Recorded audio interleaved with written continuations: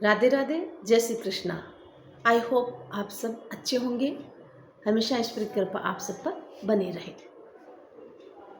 भाई हम कई बार सोचते हैं ना कि हमारा देश डेवलप कैसे हो, आगे कैसे बढ़े। हर एक की सोच होती है नहीं। खुद कुछ लोग खुदगर्ज भी होते हैं जो केवल पढ़ लिख कर अपने बारे में ही सोचते हैं, देश के लिए नहीं सोचते।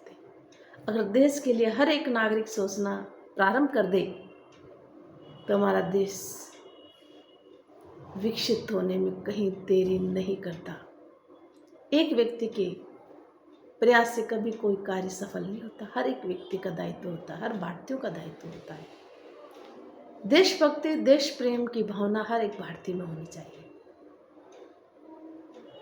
क्या कोई भी कार्य शुरू करे तो या कोई बड़ा पद या पैसा ये सब कुछ थोड़ी होता है। वो तो व्यक्ति की नीयत, एक छोटी सी सोच और नीयत अच्छी होना, उसको प्रारंभ करने में अगर वो अपना जी जान लगा दे तो हर असंभव को संभव भी कर सकता है। तो ऐसी कहानी की श्रृंखला में एक छोटी सी कहानी मैं आपके समक्ष लाई हूँ। आई होप आपको बहुत पसंद आएगी।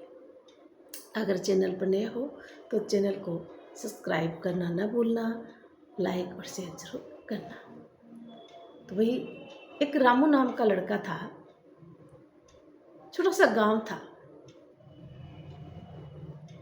उसे गांव में न सड़कें थी, न कोई स्कूलें थी और न ही कोई परिवहन का साधन था। बड़ी दिक्कतें होती थी। आज तो गांव फिर भी डेवलप हो रहे, बहुत पहले की कहानी है। परंतु मेरी कहानी कहने के पीछे एक ही प्रयास है, एक ही मकसद है कि अगर हमारी सोच, हमारी नीयत अच्छी हो तो आज भी कुछ ऐसे इलाके हैं जिनको हम डेवलप कर सकते हैं। तो रामू पढ़ा लिखा भी नहीं था, परंतु उसने ये देखा कि लोगों को बड़ी दिक्कत होती है। अगर बीमारी होती है तो दूसरे शहर में जाना पड़ता है, न वाहन है न कुछ हो रहा है, बड़ी दिक्कतों का सामना करना पड़ता है। अब रामू ने किया क्या कि वो आगे आकर के और कुछ युवाओं को इकट्ठा किया जो पढ़े लिखे थे। उनके सामने अपने गांव की समस्या को रखा और वो सब मिलकर के बड़े जो नेता होते हैं उनके पास जाते हैं। उस समय तो सरपंच पंचायतें ही हुआ करती थी। युवा उनके साथ रामू पहुंचा और सारी समस्याएं उनके सामने रखी। हर प्रयास करता, हर संभव प्रयास करके और उन युवाओं को जोड़ता, खुद जुड़ता। ऐसे करते करते और पता है उसने गांव में बिजली, पानी, सड़कों का निर्माण, विकास, स्कूलों का निर्माण सब कुछ किया। अब उसके प्रयास से गांव इतना डेवलप हो गया कि आज आदर्श गांव के नाम से जाने लगा। तो क्या रामू ही आगे आकर करा उस कार्य को, किया तब भी संभव हुआ ना? क्या और कोई रामू नहीं बन सकता था? क्या और कोई व्यक्ति आगे नहीं आ सकता था? परंतु हर एक व्यक्ति की ऐसी सोच नहीं होती है।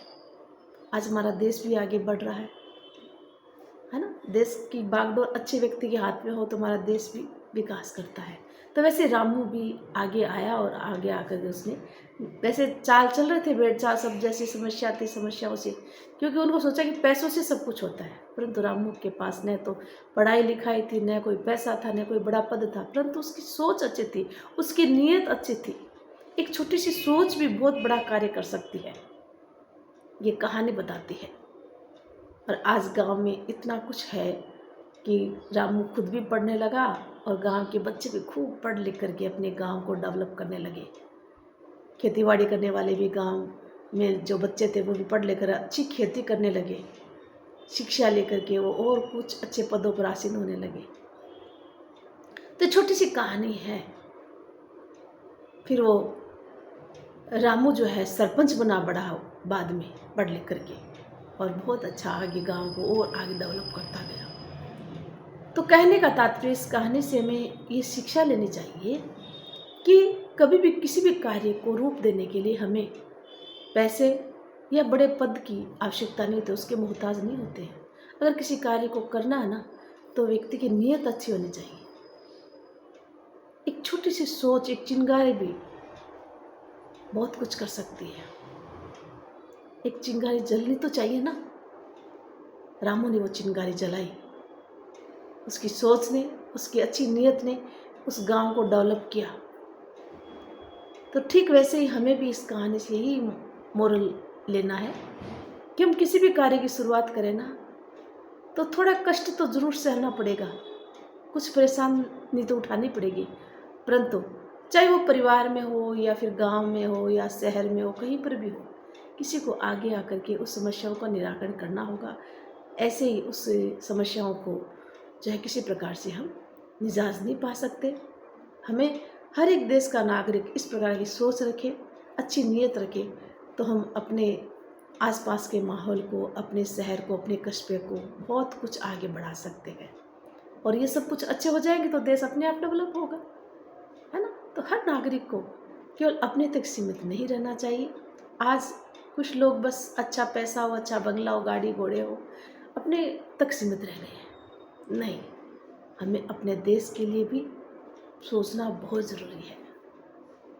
हम अपने देश को अच्छे से रखेंगे तो हमारी आने वाली पीढ़ी भी सुरक्षित रहेगी, है ना।